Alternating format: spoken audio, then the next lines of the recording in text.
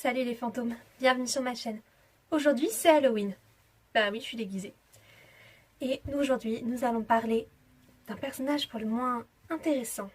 Donc pour fêter la fête des morts, faites place au maître du vent, Moro.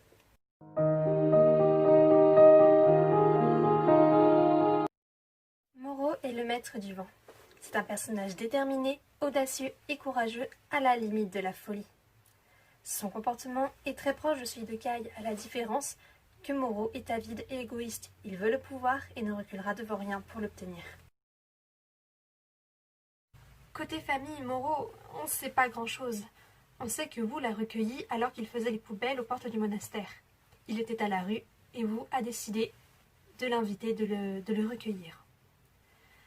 Tout ce qu'on peut supposer sur ce personnage, c'est qu'il est le dernier maître de l'air. En effet, il n'a pas de descendance, ou elle ne nous a pas été informée. Moro a été recueilli par Wu et entraîné afin de devenir le légendaire ninja vert. Mais lors de la fameuse décision, le côté sombre de Moro a fait pencher la balance et les armes d'or n'ont pas réagi devant lui. Fou de rage d'avoir cru à des mensonges, Moro voulut prouver son pouvoir en cherchant et en trouvant la tombe du premier maître du Spinjitzu. Malheureusement, ce dernier mourut dans les grottes du désespoir. Mais son histoire ne s'arrêta pas là, car il fut envoyé au royaume maudit. Ce dernier se délivra de ce royaume lorsque Garmadon y fut envoyé à la fin de la saison 4. Il prit alors possession du corps de Lloyd pour trouver le cristal du royaume, caché dans la tombe du premier maître du Spinjitzu. Car seul un maître du Spinjitzu peut trouver la tombe. Mais il finit par mourir. Encore, pas de chance mon vieux, entraîné dans l'océan par la très puissante. Mais avant de mourir, il put se réconcilier avec Wu et lui rendre le cristal du royaume afin de sauver Lloyd. Je trouve que Moro est un personnage intéressant. Il a eu un passé compliqué, mais il avait aussi cette petite part d'ombre qui a fait de lui l'antagoniste principal de la saison 5. Jaloux du pouvoir de Lloyd et désireux d'avoir plus de pouvoir lui-même, il a libéré la très puissante. Erreur!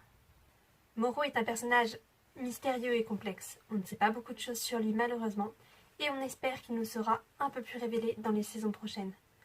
On le revoit dans le jour des âmes disparues quand il aide Wu à trouver Cole. Merci Moro.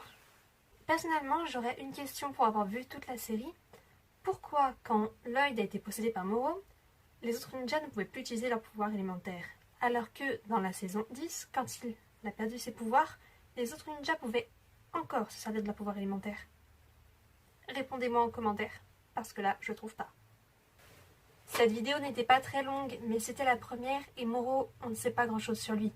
Je compte bien continuer dans ce format de vidéo en faisant l'histoire et la description de plusieurs personnages de l'univers de Ninjago. Avant de conclure cette vidéo, j'aimerais vous parler de la communauté amino française de Ninjago. Elle compte plus de 100 membres et propose un contenu varié, avec des posts, des annonces, des quiz et plein d'autres choses encore. N'hésitez pas à nous rejoindre, ça nous ferait vraiment plaisir. Sur ce, c'est la fin de la première vidéo avec ce format. Je vous souhaite une bonne nuit et un joyeux Halloween!